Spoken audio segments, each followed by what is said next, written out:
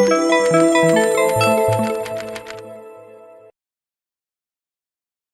want you to imagine that I had walked into this room this morning with a diaper on.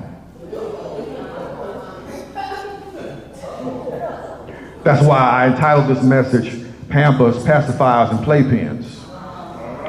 Because we got a whole lot of Christians who are grown in the faith, supposedly, but they really need a diaper. Imagine that you walked into this building today and you saw me with a diaper on and a pacifier. That's right, you'd laugh at me. You would laugh at a grown person in a diaper with a pacifier in a playpen. You would laugh at that. It would look odd to you because you would expect somebody of my age and my stature to be beyond those things. But it should be just as odd. Hello, somebody. It should be just as unsettling and no less strange when somebody who has been in the church for 10, 15, 20 years and they are announcing how long they've been in the church, it should be just as odd that we have to treat them like spiritual babies. What does it look like when someone has walked in the faith for decades, but they still need spiritual Pampers? Because they have not learned to control their impulses. And they constantly make a mess of their lives. Or for someone who has been raised in the faith of Jesus Christ their entire life, but they still need a spiritual pacifier to keep them quiet.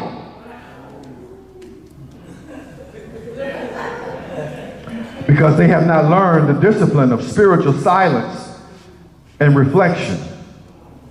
What about those that have been in the church for years but still need to be placed in a spiritual playpen because they are a danger to themselves and a danger to others?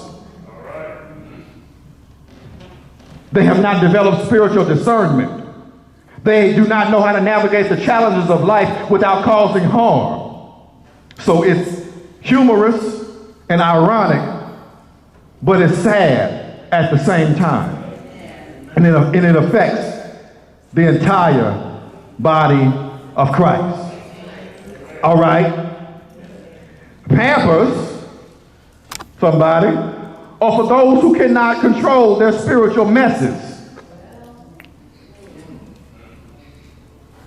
You see, a diaper is for a baby because they have not developed in the muscles to control the movement of the bowels, leading to what is called frequent accidents. Y'all with me? And in the same way, we have Christians who, despite the time that they have been in the faith, continue to make spiritual messes. They have not exercised the spiritual discipline needed to keep themselves from sin, to keep themselves from making mistakes. How long are you going to gossip? I mean, how many decades are you going to be known for gossiping? And it's gotten to the point that we expect it of you. You need a pamper on. Because you're going to gossip. I talked last week about poor decision making. And some of us have been making bad decisions for 30 years.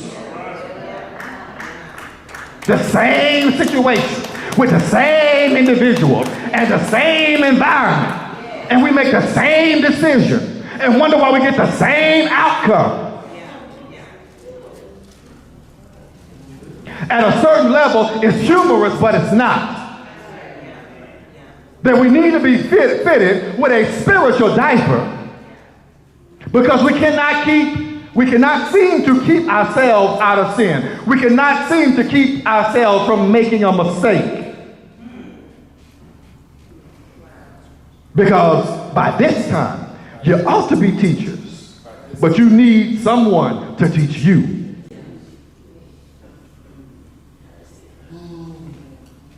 By this time, you should know how to shut down people when they gossip, but you can't even stop gossiping yourself.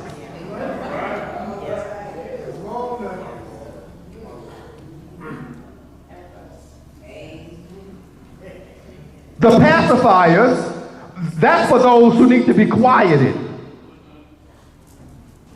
They are unskilled and like a child, Hebrews 5:13.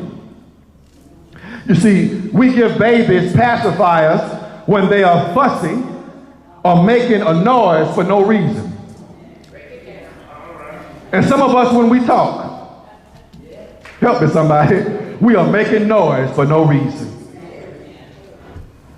I said some of us, when we talk, that side, they didn't like that, so I'm going to say it to this side. Some of us, when we talk, we are making noise for no reason. But some of us are so loud and so honoring, and bless our hearts, we have gotten worse with years. That somebody just needs to put a pacifier in our mouth to make us, I would say shut up, but the kids say that's a bad word, so I'm going to say make us be quiet. Help me somebody. Somebody needs to put something in our mouth to make us, stop us from making noise for no reason, noise that does not build up. I'm talking about the complainers, the gossipers, and those who create unnecessary drama in the church. I said the complainers and the gossipers. I got y'all again on point number 2, gossipers. I'm coming for you this morning. I got the gossipers on the Pampers, and I got them on the pacifier. These are those who create unnecessary. You know, some folk is never good enough. You know, some folk is always negative. We got a lot of negative Nellies and just say no Nathaniels in the church. They are never for anything. It's never good enough. They can never say nothing positive about nothing. And sometimes you hate to hear them coming. Sometimes you hate to see them coming because you know it's something negative. They never have an uplifting word. And you just want to grab you want to have a pacifier in your purse. Just grab sometime and just deal with that. Quiet that right there. You mean nothing is ever right? Nothing positive? I'm reminded of a story. This church was trying to make a decision about whether or not they were going to buy a chandelier. And boy, they had a church meeting about a chandelier. And they had one side that said, we want to buy the chandelier, we need the chandelier. And the other side said, we don't need it, it's too much money. And one brother who thought he was smart, he raised his hand and said, well, I'm against us buying a chandelier, because if we buy a chandelier, who's going to play it? Well, bless his heart, he didn't know what a chandelier was. He just knew he was against it. And some of us are like that. We just know we're against it. We don't really understand what we're against. We're just in the negative.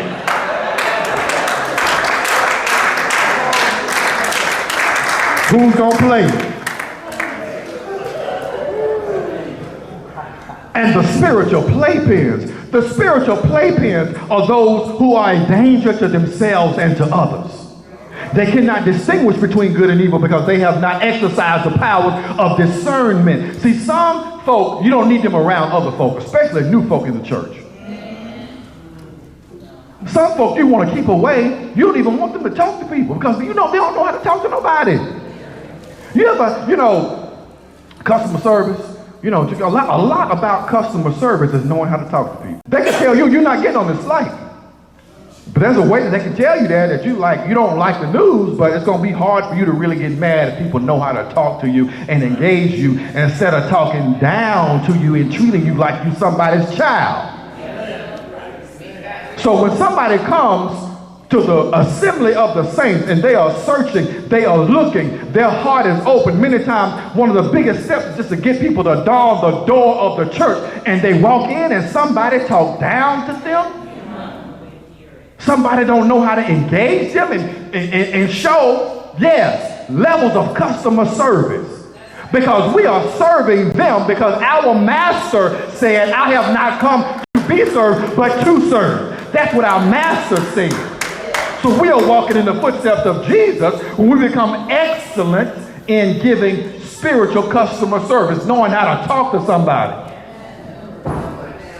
So when they leave you and they leave an experience with you, they are not turned off to the gospel. Y'all all right? And it's tragic, but many times the people who should be in a spiritual playpen are always the ones trying to lead something, trying to direct something, trying to be in front of folk. Making a mistake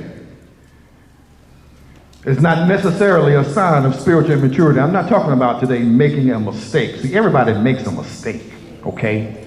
None of us is perfect. But what I'm talking about is spiritual maturity.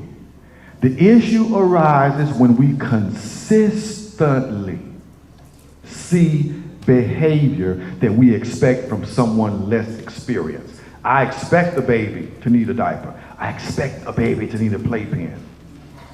The issue of spiritual maturity is we expect something different, and what we get is from someone that we would say has less experience. So spiritual immaturity is not about making a mistake. That's not what I'm talking about. We're going to make a mistake. It's about the repeated mistakes on the most basic. How to talk to somebody is basic. How not to drive somebody away when they show up for the first time is basic. And when we repeatedly make mistakes in the most basic areas, that reflects a lack of growth, lack of discernment, lack of wisdom. We're talking about a consistent pattern of behavior. The issue is not that people make mistakes, but that these mistakes fall short, well below the level that we would expect from someone who should be mature in the faith.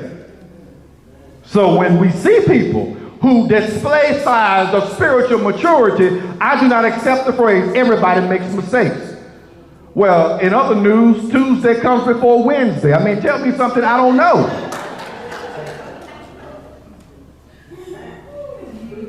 Not the occasional slip up, but a pattern of behavior. A pattern. So, let us march on to spiritual maturity through prayer. Spiritual maturity through fasting. Spiritual maturity through Bible study, through silence. Spiritual maturity through accountability. And yes, I did say spiritual maturity through silence, because if we silence the noise, including the noise that comes out of our own mouth, we might be a little bit more sensitive to the noise that God is trying to make in our lives, trying to quiet us and trying to direct us and trying to calm us, and in many cases trying to correct us. Let us march on to spiritual maturity in place of being constantly needed to be quieted. We ourselves can learn to be still, learn to seek God's voice, learn to focus on edifying one another rather than causing disruption and tearing down others. People need to be encouraged. And instead of looking for a way to make it better, look for a way to encourage what you saw. And you might see by and by it will get better with your encouragement, because God is the God of us all. He has not ceded that position to anybody in the church, no matter how long you think you've been doing what you've been doing. Let us move on to maturity, spiritual maturity, which calls for discernment, wisdom, and self-control. And as we grow, and as we move beyond the need for Pampers, pacifiers, and playpens, we can deepen our understanding of the Word of God, living it out responsibly. And we'll be not only making, but maturing disciples for Jesus Christ.